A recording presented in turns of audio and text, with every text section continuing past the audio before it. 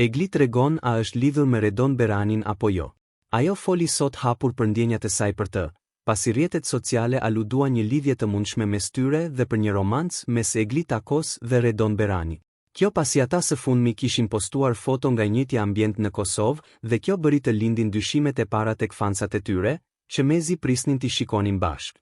Ajo më në fund vendosi të flasë gjatë një interviste në televizion, ku ka mohuar lajmet dhe tha me ironi se unë me këtë muhabetin e lidhjeve e fort pas kam qenë.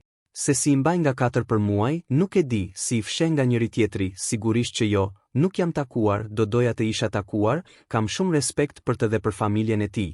Është një djalë shumë i mirë dhe një shok shumë i mirë, por lajmi nuk është i vërtet, tha ajo.